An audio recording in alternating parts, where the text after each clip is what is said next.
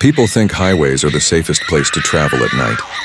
Endless straight lines, emergency phones, signs, cameras. America built these roads to keep drivers alive. But the truth is, some highways were never meant to be driven after dark. Because on a few lonely miles of American asphalt, people vanish without a trace. Not runaways, not accidents, not criminals, just gone. Their cars still warm, engines still running, headlights still glowing into the empty dark. Their phones left behind. Doors open, keys in the ignition. And sometimes, this is the part the police never say publicly. There are footprints leading away from the car, and suddenly stopping in the middle of the road, as if the person was lifted straight into the air. This story is about one of those highways, a place truckers avoid, troopers patrol in pairs, and locals warn newcomers about. A place with no murderers, no fugitives, just something old, silent, and watching. A stretch of road so haunted that even GPS refuses to map it after midnight. Welcome to Highway 93, Nevada, where people don't crash, they're taken. And tonight, you'll hear the true disappearance that still haunts every driver who passes. Mile marker, 223. Mile marker 223. Long cinematic pacing, just like your original 20K script style.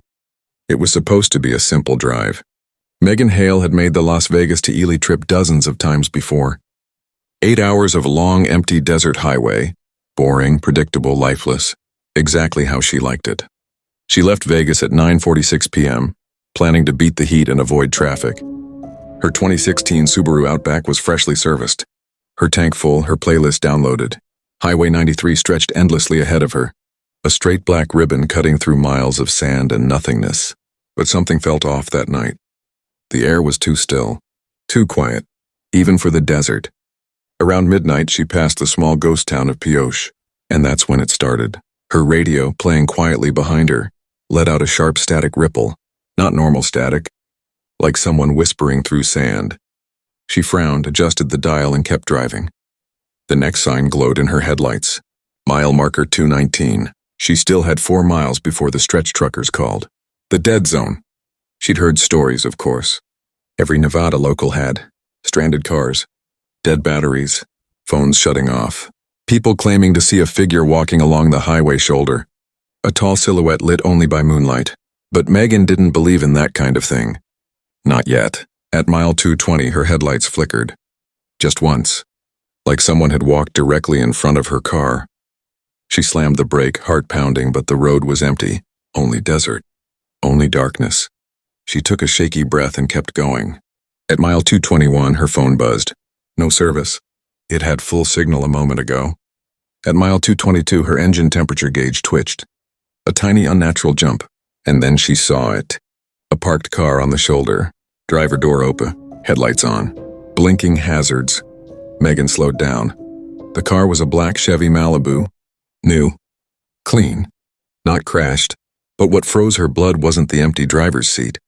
It was the fact that the engine was still running. And the driver's phone was lying on the road. Screen cracked. Flashlight still on, pointing directly into the desert. Megan whispered to herself, "What the hell?" She pulled over behind the Malibu, leaving her engine running. The desert around her felt wrong. Like the air was listening. Mile 223, Megan muttered, checking the small reflective post beside the car. This was the exact place people talked about. The place where a soft tapping sound hit her passenger window. Megan froze. The tapping repeated, slow, deliberate, like knuckles on glass. She turned her head and saw nothing. Nobody. Just empty desert stretching for miles. Her breath hitched. Then she noticed something else, something even worse. Footprints, leading from the Malibu's open driver door, across the asphalt, into the sand, and then suddenly stopping. Stopping mid-stride, as if the person had been lifted straight off the ground. Megan's pulse hammered. She reached for her phone, still no signal.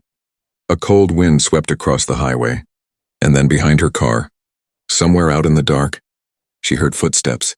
Not echoing, not animal-like, not human pace, slow, crunching, getting closer. Megan turned, and something was standing right behind her Subaru. Tall, black silhouette, motionless, facing her. The thing behind her car. Long, cinematic, slow-burn horror, Same pacing as part 1. Megan didn't move. She didn't breathe. She didn't blink. The figure stood perfectly still behind her Subaru, just at the edge of her red taillights. Not close enough to see clearly, but close enough that she knew it was watching her. Her mind scrambled for logic. Maybe it was the missing driver. Maybe someone needed help. But as she stared harder, the shape didn't look right.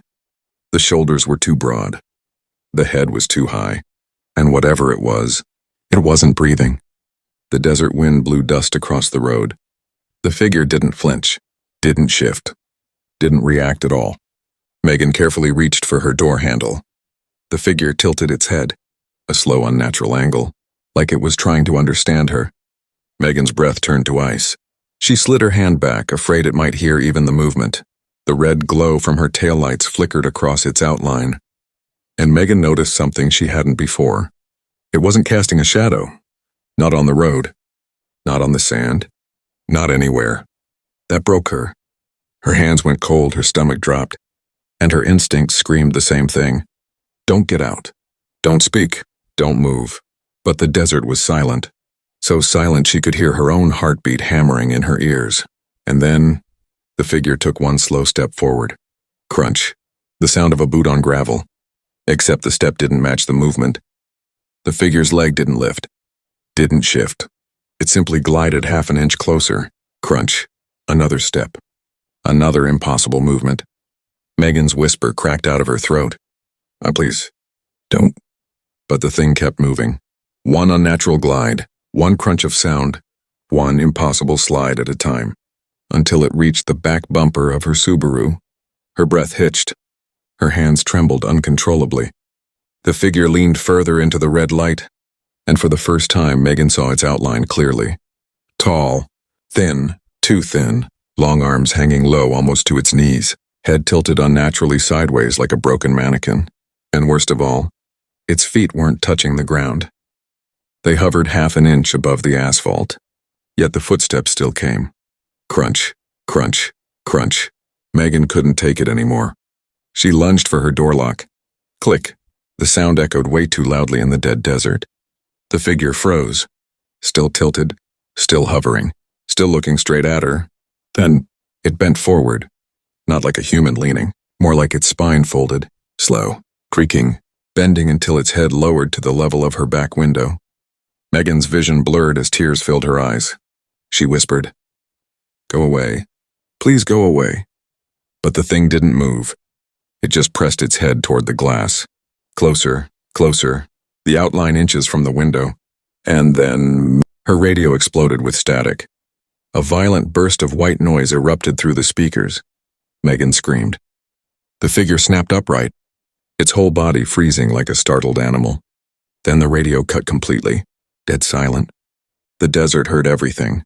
Megan's heart pounded so loud it felt like her entire body shook with every beat. The figure slowly, terrifyingly slowly, turned its head toward the Malibu, the abandoned car on the shoulder. Then the thing drifted toward it. Not walked. Drifted, silent, smooth, footsteps still crunching, but legs never moving. It stopped at the open driver door. For a full 5 seconds it stood there. Then it leaned into the car, half its body disappearing into the interior, like it was sliding through the frame. Megan didn't wait. She slammed her Subaru into drive and floored the accelerator. Her tires kicked up sand and gravel as the car lurched forward. The moment she hit 40 mph, her phone lit up. 1 bar, 2 bars, 3 bars. She gasped in relief. Then her phone buzzed. Unknown number. Her new voicemail. Her stomach dropped. Hands shaking, she tapped play. A distorted voice whispered through the speaker. Deep, broken, layered like multiple voices speaking at once. "You left too early, Megan." Her blood froze. She hadn't told anyone she was driving tonight. She hadn't told anyone her route. She hadn't told anyone she would be at mile 223, but the voice knew her name. Her eyes darted to the rearview mirror, and her heart nearly stopped. The figure was back on the road behind her, standing in her headlights, facing her, getting smaller as she sped away, but its head was still tilted, still watching, still waiting. The Lost Miles. Megan didn't slow down for 20 miles. Her hands were locked on the wheel, knuckles white. Her heart hammered in her throat. Her eyes flicked to the rearview mirror every 2 seconds. Terrified she'd see that thing gliding behind her again. But the road stayed empty. Completely empty. Eventually, her adrenaline ran out. Her breathing steadied just enough for her to think again. She grabbed her phone with shaking fingers. One voicemail. Unknown number. The one that said her name. She deleted it. Or tried to. The screen flashed. Cannot delete file. Then the phone went black. Completely dead. Come on, come on. She held the power button. Nothing. Not even a flicker. It was like something had drained the battery clean in an instant. Her car's dashboard glowed faintly in the dark. Fuel, half tank. Engine temp, normal. Everything seemed fine. Until it didn't. The headlights flickered. Just once. Then again. Then the engine made a low grinding noise. A sound no car should ever make. No, not now. Please, not now. The Subaru shuddered. Lights dimmed. The engine stuttered. And then everything went black. The headlights. The radio. The dashboard. The whole car died while moving at 70 mph. Megan slammed the brakes. Hard. Tires screeched across the empty asphalt. And the Subaru slid sideways until it stopped on the shoulder, exactly next to a faded green sign that read, Mile 223. Her stomach dropped. No, I passed this. I passed this miles ago. She had driven straight for nearly half an hour and somehow ended up back here. The same stretch of desert, the same dead silence, the same endless empty road, the same cursed mile. Her breath fogged the windshield as panic took over. She fumbled for the ignition and tried starting the engine. Click, click, nothing. She hit the steering wheel with her palms. Come on, start. The desert absorbed her scream. Then, crunch, a footstep. Right behind her car, her veins filled with ice. She didn't look. She couldn't. Another step. Another unnatural sound. Slow, too slow. Her shaking hand reached for the door lock, but froze as she heard it. Not footsteps, not breathing, not movement. A voice, a whisper, right outside her window. You didn't finish the drive, Megan. Her entire body seized. Her pulse thrashed in her neck. Tears blurred her sight. No, no, please. Someone help. The whisper came again, this time from the passenger side. You turned around. Another whisper from the back seat. You weren't supposed to leave. She squeezed her eyes shut, hands over her ears, rocking in her seat with raw terror. But the voices only grew clearer. From every side, from inside the car. Finish the drive. Finish the drive. Finish the drive. Her eyes snapped open. The glove box creaked. Slowly, stiffly, like someone inside was pushing it open. Megan screamed. And the entire car jerked violently, like something had climbed onto the roof. Thud, thud. A dragging sound overhead. Long, slow, heavy. Megan curled into herself, sobbing uncontrollably. Then, the windshield cracked. A long, jagged fracture shot across the glass like lightning. Then another. And another. Until the spiderweb of cracks formed the shape of a handprint. A massive handprint, fingers too long, palm too wide. A second handprint formed beside it. A third. The roof dented inward. Whatever was outside wasn't human. Her door slammed open. A freezing wind blasted her face as the desert swallowed her scream. She was pulled out of the Subaru, lifted into the air, unable to breathe, unable to fight, unable to process the impossible. Her vision blurred. The stars stretched into streaks of white. Her heartbeat slowed. Her limbs went numb. The last thing she saw was the dark outline of a face leaning over her. Broken neck, tilted head, hollow eyes staring into her soul. It whispered, "Now you finish the drive." And the world snapped to black. By sunrise, a trucker spotted the Subaru. Engine dead, battery drained, door open, driver missing. Only one thing was left behind. A single dusty footprint on the roof, pressed deep into the metal, but impossible in shape. Megan Rivera was never found. Her phone was discovered miles away in the sand.